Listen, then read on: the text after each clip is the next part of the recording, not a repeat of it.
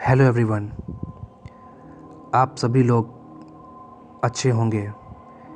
इस मुश्किल टाइम में मुझे उम्मीद है कि आप सभी लोग अपने और अपने फैमिली का ख्याल रख रहे होंगे।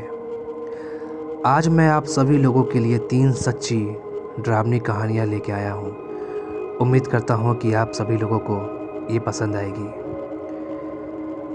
ये जो पहली कहानी है ये मुझे आयुष ने बताई थी, तो आगे की कहानी मैं आप लोगों को आयुष के पॉइंट ऑफ व्यू से ही सुनाऊंगा। देर रात मेरी आँख मेरे फ़ोन के बजने से खुली। मैंने टाइम देखा तो रात के 1 बज रहे थे, और जब मैंने अपने फ़ोन की ओर नज़र घुमाई तो देखा कि मेरे बेस्ट फ्रेंड राहुल का कॉल आ रहा था। मैंने कॉल को रिसीव किया तो उधर से मेरे दोस्त राहुल की आवाज़ आई, कैसा है आयुष? मैंने कहा कि भाई मैं ठीक हूँ, लेकिन तू इतनी रात को, सब कुछ ठीक तो है ना? तो उसने कहा कि हाँ सब कुछ ठीक है, बस मुझे तेरी याद आ रही थी तो इसीलिए मैंने तुझे कॉल किया। मैंने कहा क्या बात है इतनी रात को?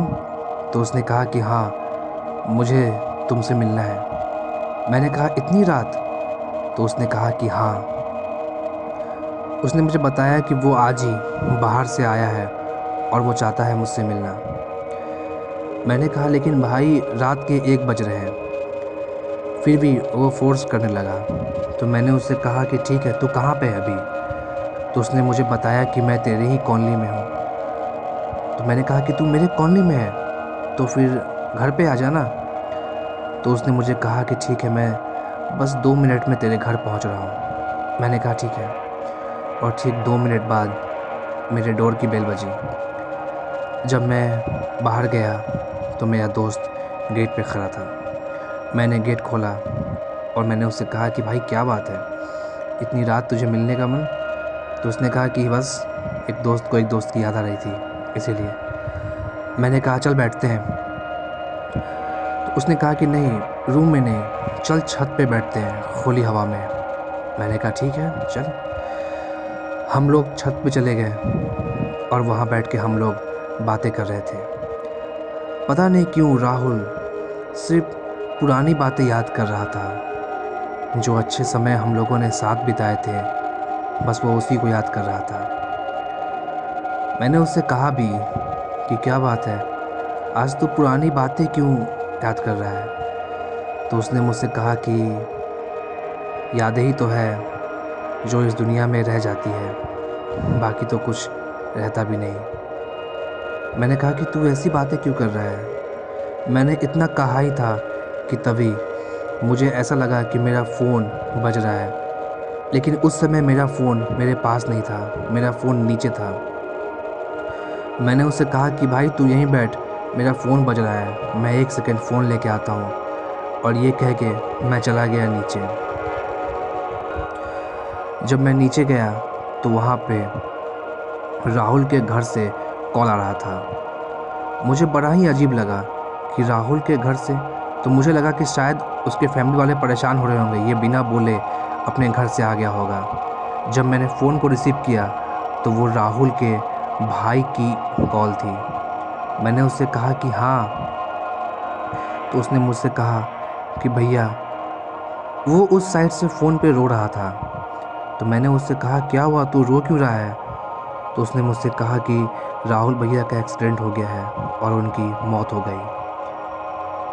मुझे एक ज़ोरदार झटका लगा, लेकिन फिर मैंने उससे कहा कि तू पागल है क्या, मजाक कर रहा है मेरे साथ? तो उसने कहा कि भैया क्या मैं ऐसी मजाक कर सकता हूँ?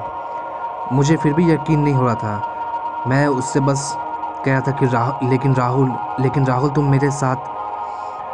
मैंने उससे कहा वीडियो कॉल करने के लिए, और उसने मुझे उसी वक्त वीडियो कॉल किया। और जो मैंने वीडियो कॉल पर देखा वो बहुत ही खौफनाक था। मैंने देखा कि राहुल की लाश वहाँ रखी हुई थी। मुझे समझ में नहीं आता है कि मैं क्या बोलूँ। आप समझ सकते हैं कि उस समय मेरी हालत क्या हो रही होगी। मैंने उससे कहा कि लेकिन ये सब कैसे हुआ? तो उसने बताया कि राहुल भैया वापस आ रहे थे और रास्ते में ही उनके कार का एक्सीडेंट हो गया और उनकी मौत हो गई। अब मैं क्या बोलता उसे। अगर मैं ये कहता कि राहुल मेरे साथ ऊपर छत पे बैठा था कुछ टाइम पहले, तो वो लोग मुझे पागल समझते हैं। मैंने अपने आप को किसी तरह संभाला और अब मुझे बहुत ही अजीब और डर भी लग रहा था कि जो ऊपर मेरे साथ छत पे था वो कौन था। मैं धीरे धीरे सीढ़ियों से ऊपर जाने लगा।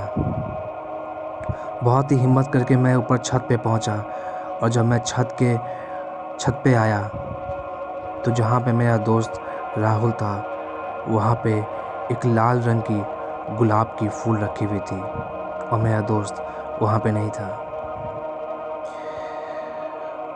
वो टाइम मेरे लिए बहुत डिस्टर्बिंग था क्योंकि वो मेरा सबसे अच्छा दोस्त था,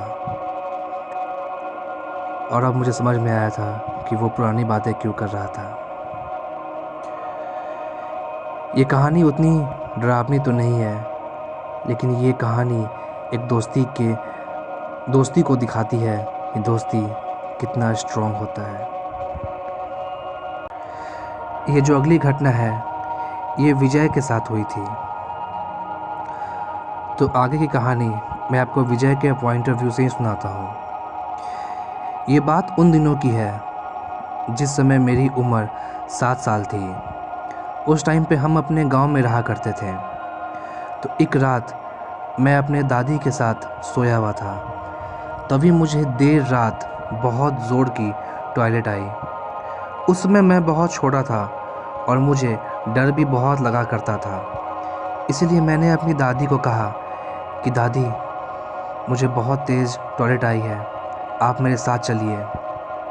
तो दादी नींद में ही थी, लेकिन वो मेरे साथ बाहर आ गई। दादी मुझसे कुछ दूरी पे खड़ी थी और मैं बाहर खेतों के साइड चला गया टॉयलेट करने के लिए। मैं वहाँ खड़े होकर टॉयलेट कर ही रहा था कि तभी मैंने देखा कि मुझसे कुछ दूर अंदर खेत में मेरी दादी खड़ी है। उस समय मैं बहुत छोटा था और वो दादी मुझे इशारे से अपनी ओर बुला रही थी, और उस समय उनके चेहरे पे एक मुस्कुराहट भी थी। मुझे लगा कि शायद दादी मुझे कुछ दिखाना चाहती है, इसी के लिए मैं भी उनके पीछे पीछे जाने लगा। लेकिन अजीब बात तो ये थी कि मैं जितना उनके पास जाता वो उतना ही मुझसे दूर जाती, और ऐसा करते करते वो मुझे लगभग खेत के काफ़ी अंदर ले गई। उसके बाद दादी की पीठ मेरी ओर थी और वो बस आगे चली जा रही थी। मैं पीछे से उनसे कह भी रहा था कि दादी रुकिए, आप कहाँ जा रही हैं, कि तभी वो रुक गई।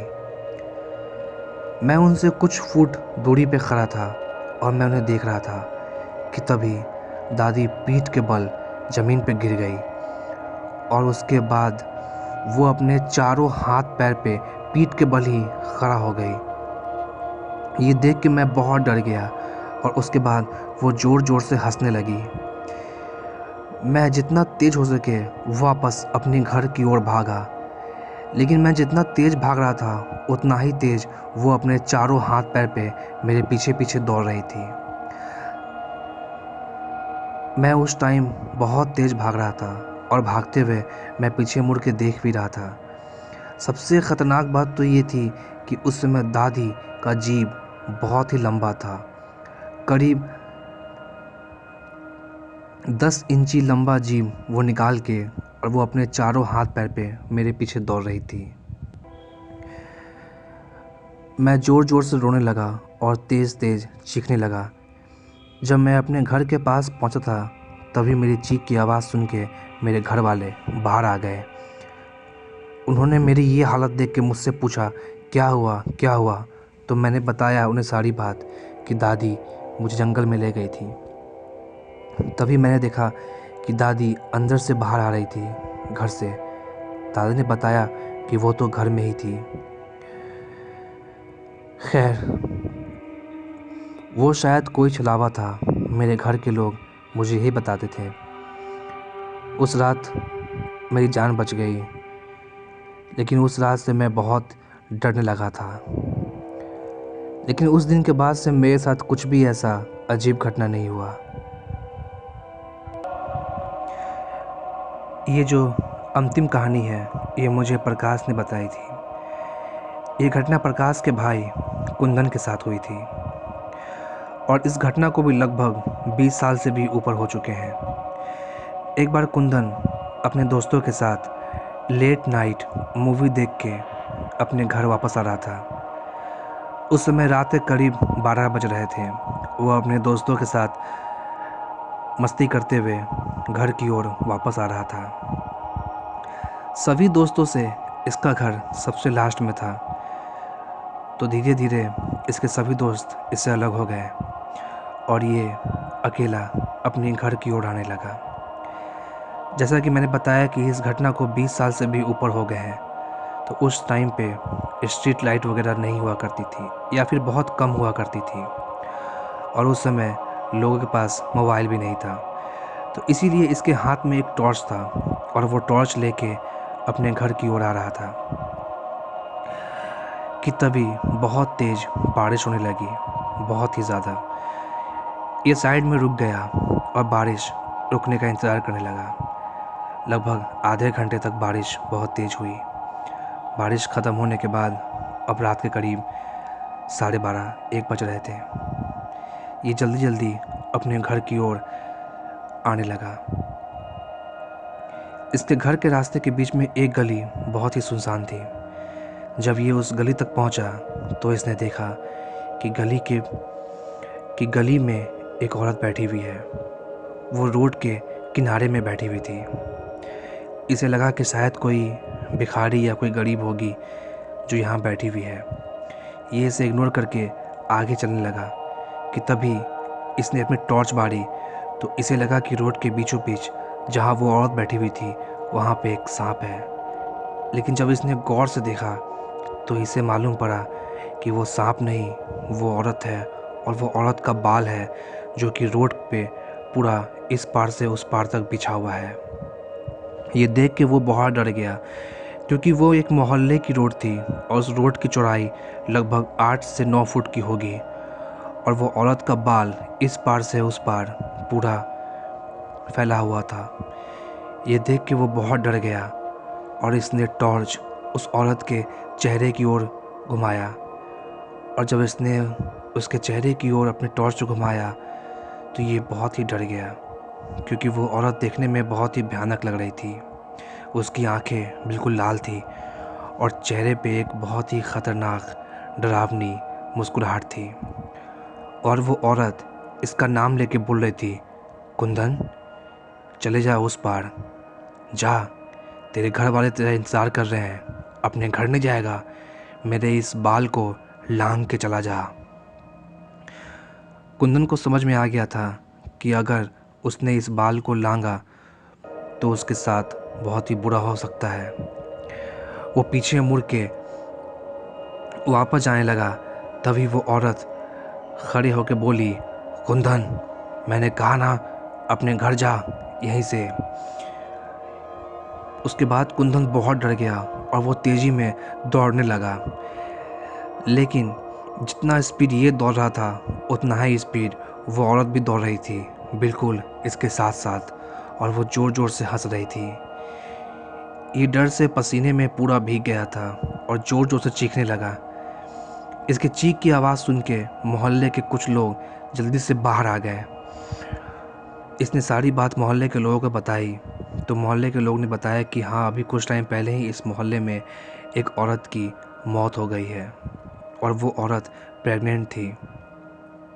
ऐसा कहते हैं कि कोई औरत प्रेग्नेंट हो और उसकी मौत हो जाए किसी एक्सीडेंट में या फिर ऐसी ही, तो वो औरत चुड़ैल बन जाती है और उस मोहल्ले में आने वाले किसी भी इंसान को रात में वो औरत नज़र आती थी और वो उसे परेशान करती थी। तो गाइस, आज की कहानी यहीं तक थी। उम्मीद करता हूँ कि आप लोगों को ये कहानी पसंद आएगी। मिलते हैं अगले वीडियो में। और हाँ, मेरे इस चैनल को आप लोग सब्सक्राइब और लाइक ज़रूर करें। Thank you so much.